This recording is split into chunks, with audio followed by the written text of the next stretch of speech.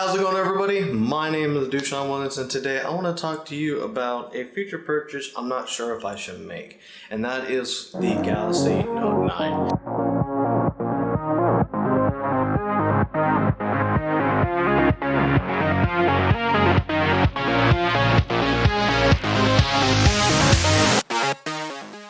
So right now I have the Galaxy S9 Plus. That is my daily driver, and with that for work I also use the iPhone 10 as always. So I actually have both iOS device and Android device I use in conjunction. They both work really well. They both have their strong points and as well as their weakest points. But of course, if I would be getting the Note 9, I'll be upgrading my Galaxy S9 Plus.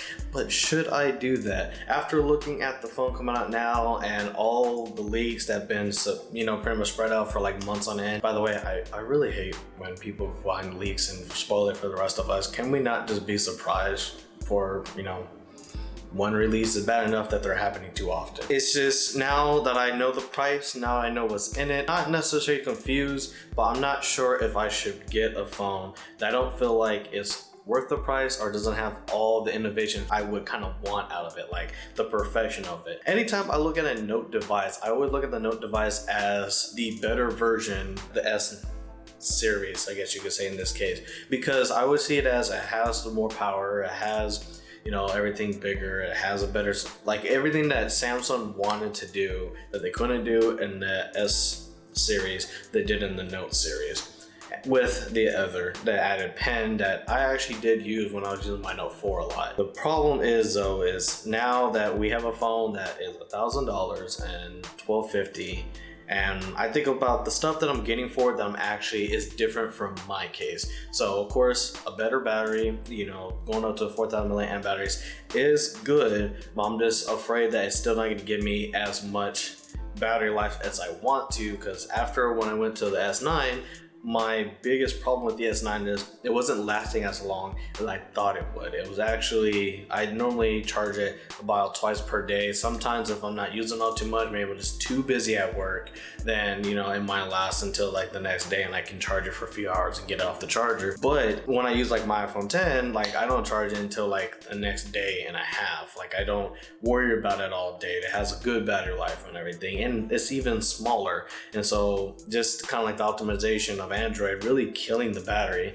I think the 4,000 milliamp battery will of course be an upstep, but I don't think it's going to be that big of a game changer of getting past that single day. And even now, like they're just saying like it's an all day battery life, but they also said that about the 3500. They have better internals. Sure, I do like the 128 gig, especially since these phones run on flash memory. That means that the more memory that you're using up, the worse of the performance of the product gets.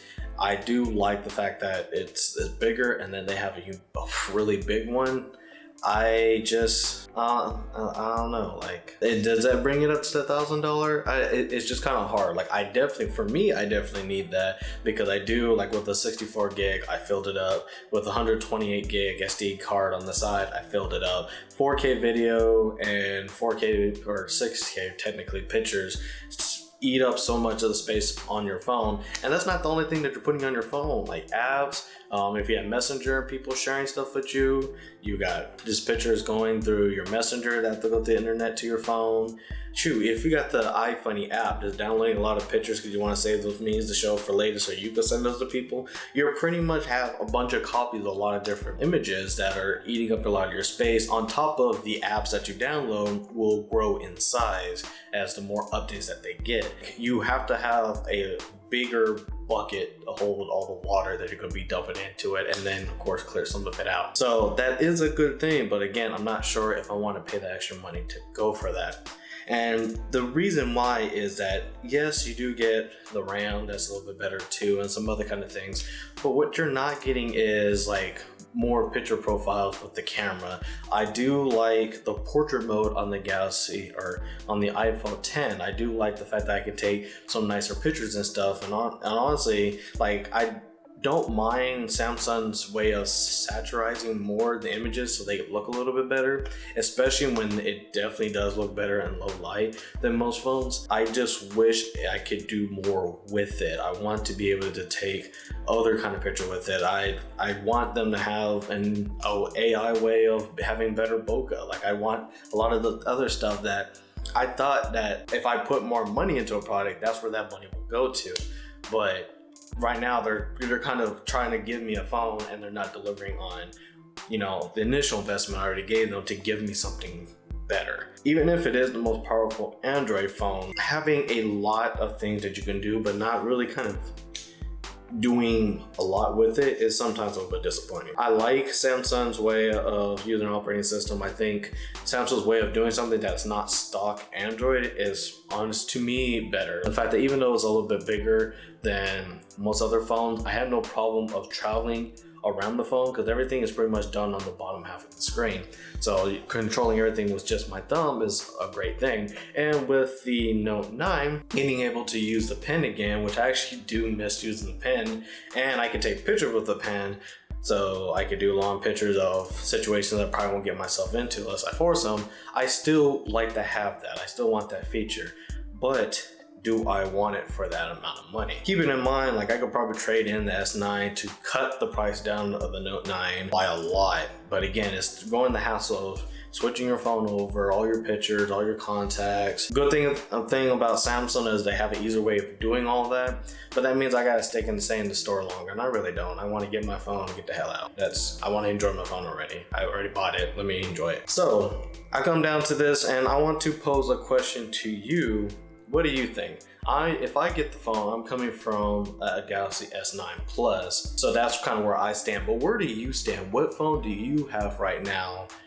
And is this phone enough for you to jump to that phone? Jump to Note 9?